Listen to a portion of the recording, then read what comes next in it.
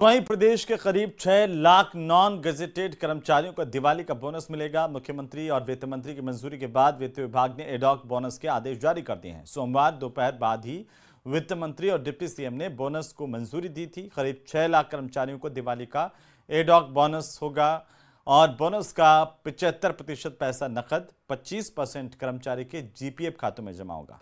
राज्य कर्मचारियों के अलावा पंचायत समिति, जिला परिषद कर्मचारियों को भी बोनस मिलेगा। सरकार ने पिछले दिनों ही कर्मचारियों का डीए 3% बढ़ाने की घोषणा की थी। अब बोनस की घोषणा है और दिवाली से पहले हर साल बोनस दिया जाता है। तो वित्त विभाग ने बोनस का आदेश जारी किया गया है। 6 लाख कर्मचारियों को दिवाली गिफ्ट के तौर पर यह बोनस सरकार दे रही है। और चलिए अब बात कर्नाटक की, जहां पर सरकार में मंत्री प्रियांक खरगे आरएसएस को लेकर के बड़ा बयान देकर चर्चाओं में हैं। प्रियांक खरगे ने कहा कि आरएसएस और तालिबान दोनों की विचारधाराएं मिलीजुली हैं। हर तरह का कट्टरवाद तालिबान की तरह की है। प्रियांक खरगे ने मुख्यमंत्री सिद्धारमैया को पत्र लिखा। सरकारी संस्थानों, सार्वजनिक खेल के मैदानों और मंदिरों में सभी आरएसएस गतिविधियों पर प्रतिबंध लगाने की मांग की है। रिपोर्ट देखिए।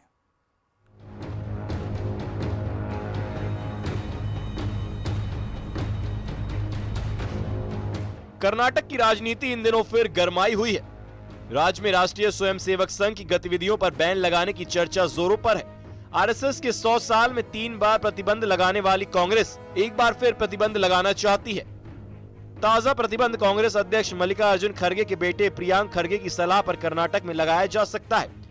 कांग्रेस अध्यक्ष मल्लिकार्जुन खड़गे के बेटे और राज्य के मंत्री प्रियांक खड़गे ने सीएम सिद्धारमैया को एक खत लिखा है। खत में उन्होंने सरकारी परिसर में आरएसएस की गतिविधियों पर बैन लगाने की मांग की है।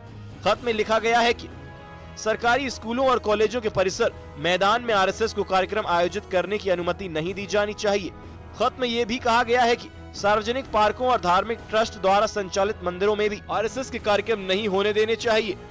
आरएसएस सरकारी स्कूलों और सरकारी सहायता प्राप्त स्कूलों के साथ साथ पार्कों में शाखाएं चला रही है। उनके नारों से स्कूली बच्चों और युवाओं में नकारात्मक विचार उभरते हैं। प्रियांक खड़गे ने यह पत्र 12 अक्टूबर को लिखा था, जिसके सामने आने के बाद अब मध्य प्रदेश में सियासत शुरू हो गई है।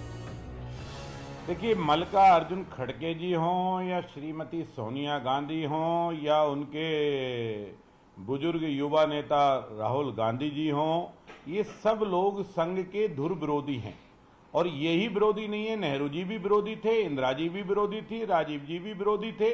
और एक बार नहीं, 2-2, 3-3 बार संघ पर ने जो है प्रतिबंध लगाया। फिर भी संघ 100 साल का होकर ये देश के, समाज की, राष्ट्र की सेवा कर रहा है, निस्वार्थ भाव से सेवा कर रहा है। खड़गे जी के पुत्र को ये पता नहीं होगा कि जब कहीं बाढ़ आती है तो खड़गे जी नहीं पहुंचते हैं, राष्ट्रीय स्वयंसेवक संघ का स्वयंसेवक पहुंचता है। महात्मा गांधी की जब हत्या हुई थी, जिसके तार आरएसएस से जुड़े हुए थे, उसमें सरदार पटेल जी ने बैन किया था। तो मैं समझता हूं कि कर्नाटक की जो स्थिति है, जहां पर वो खड़गे जी के जो मंत्री हैं बेटे, उनने अगर बात लिखी है, तो निश्चित तौर पर कर्नाटक से ये बात उठी है, ये दूर तक जाएगी। इससे पहले भी कांग्रेस 3 बार संघ पर प्रतिबंध लगा चुकी है और अब एक बार फिर आरएसएस बैन किया जा सकता है। अब देखना होगा कि प्रियांक खड़गे के पत्र को लेकर कर्नाटक सीएम सिद्धारमैया का जवाब क्या होता है। Bureau report, news 18। तो अब बात